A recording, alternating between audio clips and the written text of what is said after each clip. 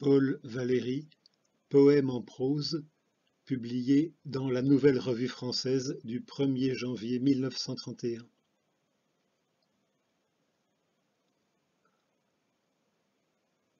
L'or dès l'aube est avec moi dans une sphère unique au monde.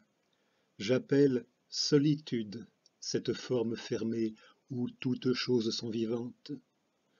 Pour que l'or paraisse, il faut que toutes choses soient ainsi, et que toutes les circonstances fassent que je sois idéalement seul. L'or exige et habite ce silence tout armé d'attente, où je deviens parfois ce que j'attends. Elle épille ce qui se murmure entre mon désir et mon démon. Son visage pâle est assez vague, mais non ses regards. Quelle puissance précise! Où se posent mes yeux? Ils y portent les siens. Que si je ferme enfin mes paupières, ces yeux renaissent et demandent. Leur pouvoir interrogateur me perce, et il arrive que je ne puisse en soutenir la profonde fixité. C'est alors que le parfum trop délicieux des anciennes robes de l'or, des mains et des cheveux de la véritable Laure, de la Laure qui fut de chair, se relève du néant. Il accable mes pensées, il se mêle ou se trouble de l'amère senteur des feuilles mortes que l'on brûle dans les derniers jours de l'automne, et je tombe de tout mon cœur dans une tristesse magique. Ce poème paraît 2 années après la rupture de Paul Valéry avec Catherine Pozzi. Nous sommes donc au début 1931. Un mois plus tard, dans son journal, Catherine Pozzi raconte comment elle reçoit ce poème. Et un jour, comme on me donnait le Figaro sur mon lit, il y a un extrait d'une sorte de poème en prose de la Nouvelle Revue Française, de lui à moi. Oh, qui saura que c'est à moi? Et comment pourtant ne pas le savoir si le signe précis y est? C'est d'un poème sur le nom de l'or. Que de fois fut l'or, que de fois les sonnets de Pétrarque, la pourriture de la littérature sous mes pieds. Mais n'y a-t-il pas de l'or alors, que veux-tu? Oh, j'en voudrais avoir le doute. Seulement, il a pris la peine de signer du petit signe connu, les feuilles mortes de la Groslay en automne. C'est si particulier à la Groslay, cette cataracte de feuilles, ces fleuves, ces étangs et ces étendues de feuilles d'or.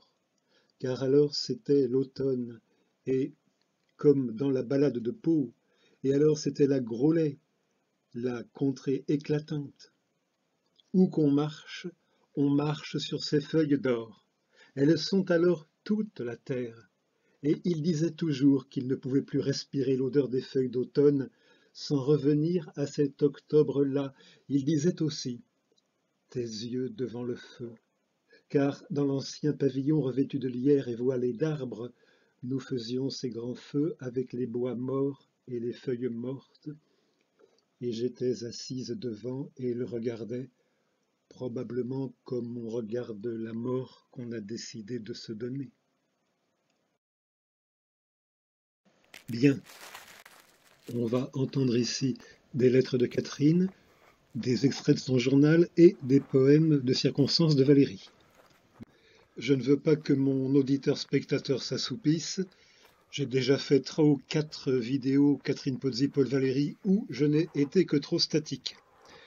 Je vous invite donc à me suivre pour un petit footing poétique, un morceau de mon footing, petit mais attention, c'est que de la côte, peu cher, chez moi ça grimpe. Et puis en même temps je vais dire quelques poèmes de Paul à Catherine. Le premier parle justement de la Groslay, il est de 1922.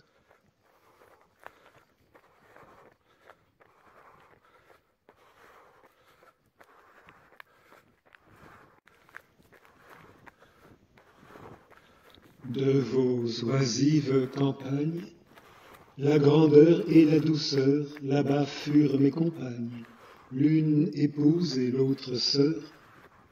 Ô langueur, or immobile, le temps simple s'immolait, le jour pur mourait tranquille sur les toits de la Grollet. Je voyais, noir de mystère, sur mon front se refermant, ces beaux arbres de vos terres qui grandissent en dormant.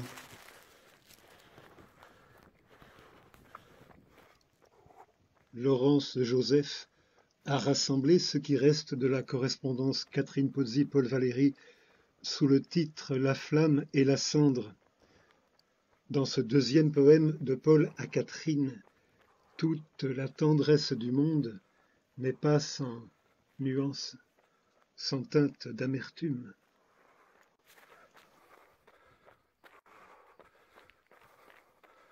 Il ne reste de nous ce soir qu'un grand silence. Vers l'ombre on voit pencher l'implacable balance. Bientôt de ce beau jour que j'ai tant attendu, dans le creux de nos mains leur tiède aura fondu. La puissance du soir à la fin s'est montrée, un grand silence touche à plus d'une contrée. Le temps qui disparut n'est plus si loin de nous, ni la mort qui s'éveille et baisant nos genoux se fait plus familière avec cette âme sombre. Nos plus doux souvenirs mordent nos cœurs dans l'ombre, où nos faveurs se font d'implacables refus. Oh, quel soupir arrache à celui que je fus la rose qu'il respire au milieu des ténèbres.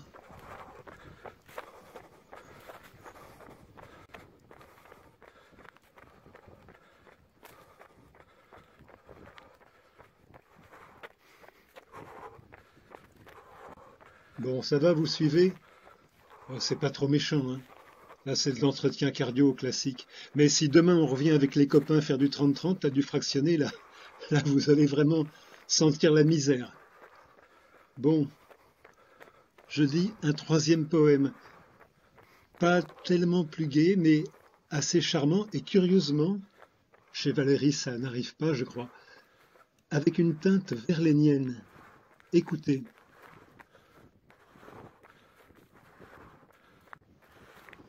Sur le bord des cieux, Béatrice est triste. Sur le bord des cieux, pleurez mes chers yeux. Adieu tous les dieux, quels sont les plus tristes, les miens ou tes yeux, les bruns ou les bleus? Sur le bord des cieux améthystes, le plus doux des dieux me ferme les yeux.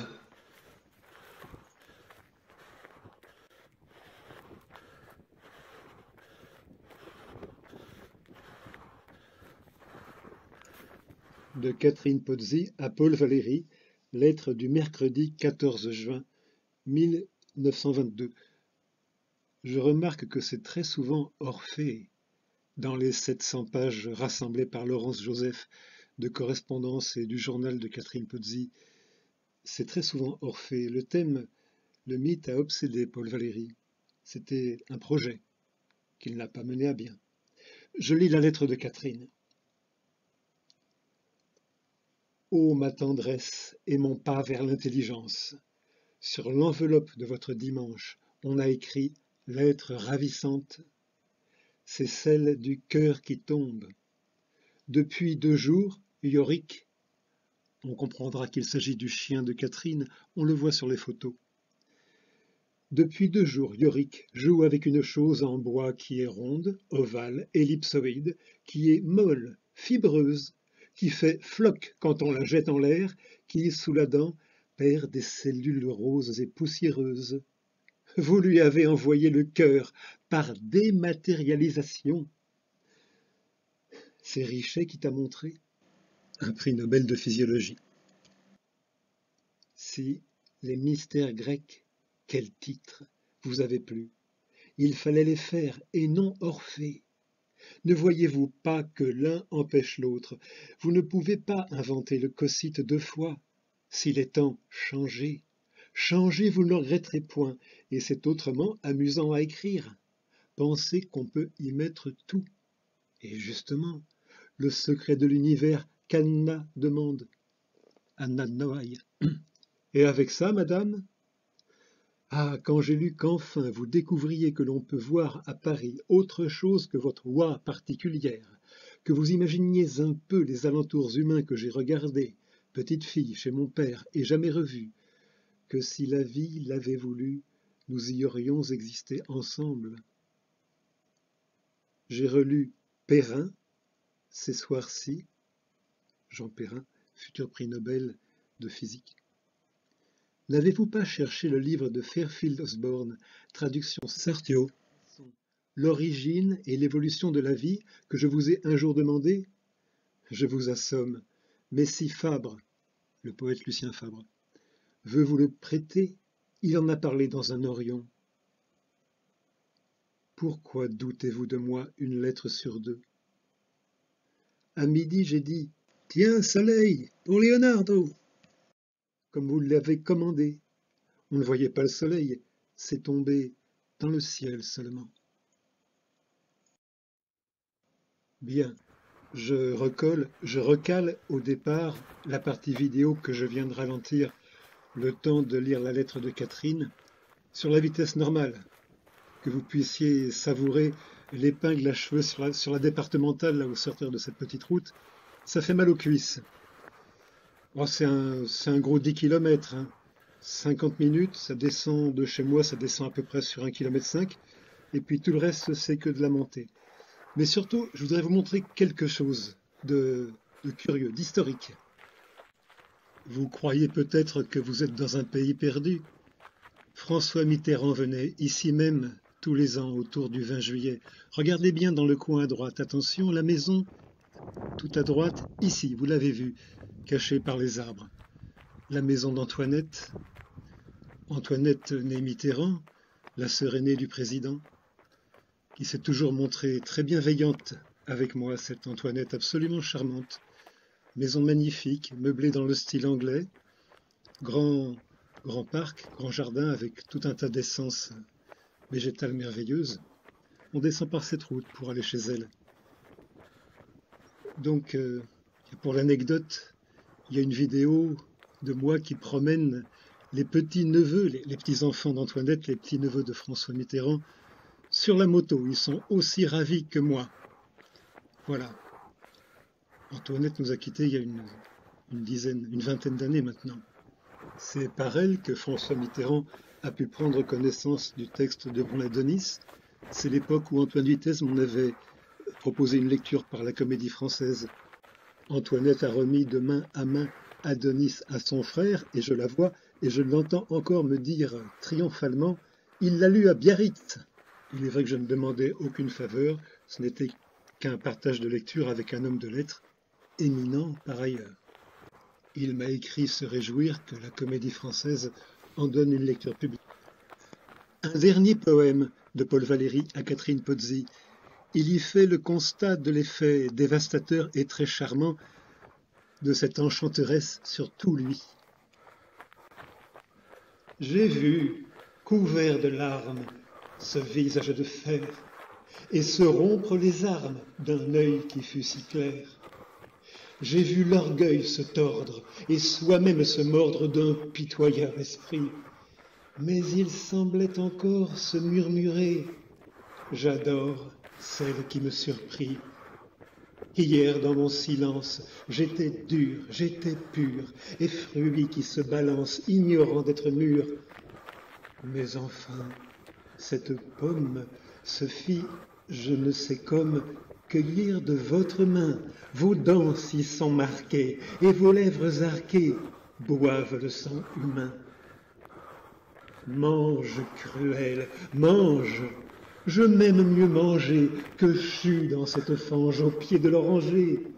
À d'autres l'immondice, mais manger 2 ridis, c'est n'avoir point d'égal. un Orphée authentique à cette chair antique, soit l'antique régal.